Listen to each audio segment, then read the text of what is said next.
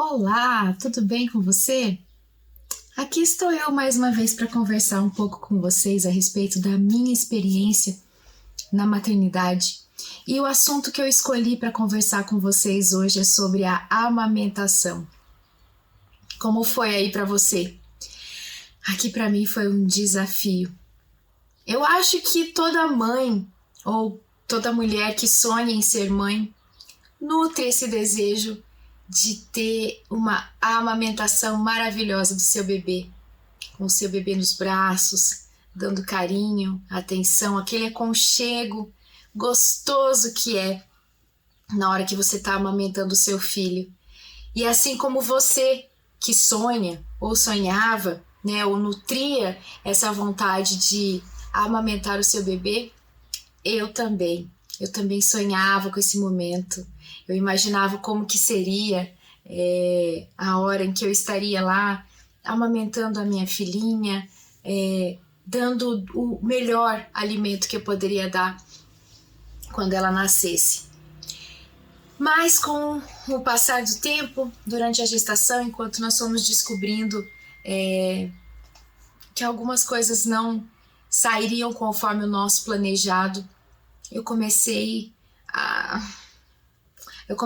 temer, né? Eu comecei a ter medo se a gente conseguiria ter uma amamentação.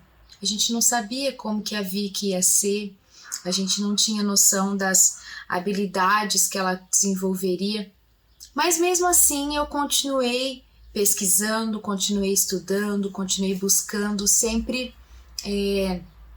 o máximo de informações a respeito da amamentação, formas de prevenir para que o bico do seio rachasse, todas essas diquinhas da avó, sabe? Mas que são muito reais e verdadeiras. Então eu tentei ir buscando meios para que eu pudesse, pelo menos eu, Thalita, estar preparada para esse momento da amamentação. Depois que a Vicky nasceu, eu tive que fazer cesárea pro parto dela. Quem sabe isso pode ser assunto também para um próximo vídeo, né? Sobre parto. Da Vicky foi cesárea. Assunto para a próxima. Depois do tempo da anestesia, eu fui até o berçário, porque ela ficou no berçário em observação. Como a gente tinha um quadro muito específico, ela não pôde vir para o quarto já. E quando eu cheguei, a fono estava lá e ela olhou para mim sorrindo e falou: preparada para amamentar? Confesso para vocês que eu não estava preparada. Eu achei que estaria para esse momento, mas eu não estava. Só que ela estava lá para me ajudar a fazer isso da melhor maneira possível. Então, eu fiquei tranquila. A Vicky era tão pequenininha, aquele serzinho tão minúsculo. E ela deu nos meus braços e falou assim, a boquinha dela tem que abocanhar a maior parte do seio, da areola, tem que fazer a boca de peixinho, não pode fazer não sei o que na bochecha, foi me explicando tudo. E a Vicky, com todas as limitações que a gente nem sonhava que ela teria, abocanhou o seio e sugou lindamente por aproximadamente uns 10 minutos, mais ou menos. Eu ainda não tinha leite, provavelmente nem colostro não havia descido ainda, mas eu sei que ela ficou ali aquele tempinho sugando. Infelizmente, depois de um tempo, ela teve a intercorrência, teve que ser encaminhada para a UTI, mas eu tive essa primeira experiência da amamentação. Porém, depois, quando ela ficou, né, o tempo de UTI, ela teve que usar sonda. Naquele tempo todo, eu falei, o que eu tenho de melhor para oferecer para a Vicky nesse momento é o meu leite. E eu não vou deixar de proporcionar isso para ela, porque com 2 dias de nascido, meu leite veio com força, veio muito, muito mesmo. E eu lembro que eu tirava todos os dias o leite de manhã e à noite, doei muito leite para o banco de leite do hospital, mas o leite do dia era o meu que ela tomava. Por mais que fosse pela sonda, eu tenho fotos, olha aqui, essa seringa com esse líquido amareladinho é o meu leite, era o meu colostro, cheio de saúde, cheio de força para que ela se recuperasse o quanto antes. E eu tinha que ficar o dia todo na UTI, era uma opção nossa, né? Mas de 3 em 3 horas eu tinha que ordenhar o meu leite para poder passar para ela. No começo foi muito difícil porque eu não sabia como, eu tinha que fazer isso manualmente. A gente não podia usar nenhum tipo de dispositivo dentro da UTI. E eu não sabia como fazer aquilo de forma eficiente. Então, meu seio ficou todo roxo, cheio de hematomas, até que eu aprendi a forma de fazer a ordenha manual para que eu pudesse extrair a quantidade de leite que era oferecida para a Vicky. Os primeiros dias foram bem complicados. Eu ficava cerca de 45 minutos a 1 hora para conseguir ordenhar 25 ml de leite. E eu tinha que fazer isso de 3 em 3 horas. Eu lembro que eu chegava na UTI às 9 horas da manhã e saía de lá às 11h30 da noite, que era o horário do último mamazinho, né, dela. E era bem cansativo. Mas eu tenho certeza absoluta que todo esse meu esforço foi responsável pela recuperação relativamente rápida que a Vicky teve. Aí, depois recebemos alta da UTI, subimos para o quarto e lá a luta continuou, porque ela veio com a sonda, né? E a gente tinha muito medo de colocar a Vicky de novo para mamar no seio. Eu continuei fazendo a ordenha e passando pela sonda, mas o medo tanto da médica pediatra, quanto da fonoaudióloga, quanto da fisioterapeuta, das enfermeiras, é se a Vicky teria a habilidade suficiente de controlar a sucção, a deglutição e, junto a tudo isso, respirar, que foi o nosso maior desafio ao nascer, né? Foi por isso que ela teve que ser encaminhada na UTI, porque a Vicky simplesmente tinha uma dificuldade gigantesca de respirar.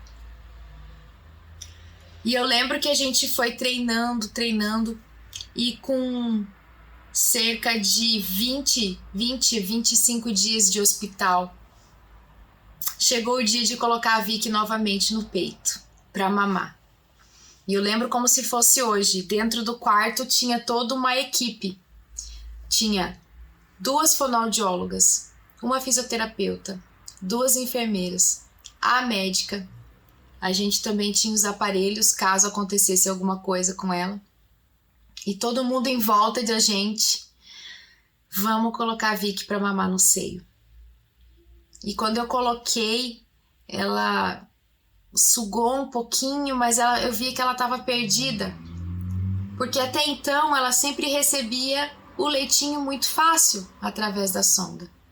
Só que ela conseguiu. Ela sugou, deglutiu e respirou.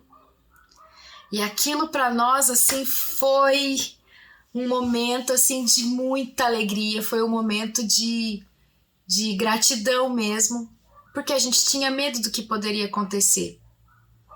Outras vezes que a gente tentou fazer a sucção com o dedo, né, o exercício que a fonoaudióloga fazia lá na UTI, ela teve uma apneia, e uma apneia bem séria, de cair muito a saturação dela, a parâmetros que vocês não podem nem imaginar, que um adulto já teria falecido e ela aguentou.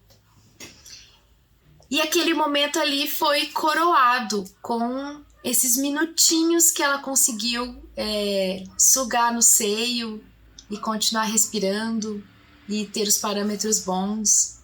Eu lembro que ela manteve a saturação entre 93 e 94.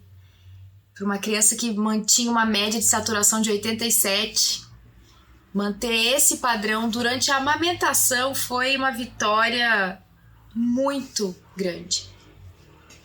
Então eu recebi um papel, um formulário que eu deveria preencher todos os dias. Todos os dias eu tinha esse exercício que eu tinha que fazer com ela lá dentro do hospital, que era colocar no peito e contar os minutos que ela conseguia ficar sugando. E eu fazia isso todo dia, pelo menos de 3 a 4 vezes ao dia, anotando o horário, o tempo que ela ficava no peito e quantos intervalos ela fazia, né? Se ela sugava, parava, quanto tempo parava, sugava mais um pouquinho, parava. Era o nosso exercício diário. Mas ela continuava na sonda. E a gente percebeu que as sugadas no peito não estavam sendo efetivas o suficiente para a gente poder tirar a sonda dela. Então, em conversa com a médica, a gente já estava com mais de 30 dias de hospital, a gente estava lá só por causa da sonda, porque graças a Deus ela estava ganhando peso, estava mantendo os parâmetros normais, né, da oxigenação, né, do oxímetro. Então, em conversa com a médica, a gente optou por tentar a mamadeira para complementar. Então, ao invés dela receber o leite pela sonda, ela receberia o leite através da mamadeira. E será que ela ia pegar a mamadeira? Né? A gente tinha essa dúvida. Então, a gente foi, comprou uma mamadeira específica para ela, que a gente tentasse ao máximo nos aproximar do que é o seio. Eu sei que nunca vai ser igual, mas buscamos uma mamadeira que fosse dessa forma. E aí a fono chegou no quarto, vamos tentar? Eu falei, bora. A vontade de ir para casa era tanta que eu falei, a primeira coisa que eu quero fazer. E colocamos o leite lá, que eu tinha acabado de ordenhar. No quarto eu já estava podendo usar uma bomba elétrica, então era mais fácil. Então eu tinha acabado de ordenhar o leite e a gente ia dar na mamadeira para ela. E ela pegou assim, bonitinho, bem bonitinho. Mamou, acho que na época a gente colocou 30 ml, se eu não me engano. E mamou os 30 ml, bem bonitinho. E ficamos assim por mais 2 ou 3 dias no hospital. E mesmo sem a sonda, o dia que tirou a sonda foi uma festa só. Olha ela aqui sem sonda. Linda, né? Ah, como é linda. E mesmo sem a sonda, ela continuou ganhando peso, não perdeu o peso, que era o medo que a gente tinha. Então, depois de uns 3, 4 dias, nós enfim tivemos alta do hospital. Ah, libertador chegar em casa. Mas aí eu tava sozinha, eu tava por mim. E vambora, vamos tentar amamentar. Gente, a Vicky, ela ficou muito perdida no peito. Ela chorava muito, ela tava com o bico do seio na boca e ela ficava mexendo pra lá e pra cá e chorava muito. A nossa amamentação durava cerca de 3 horas. 3 horas. Dividi isso num dia de 24 horas. O que eu ficava fazendo o dia todo? Tentando amamentar. Foi muito difícil, muito difícil.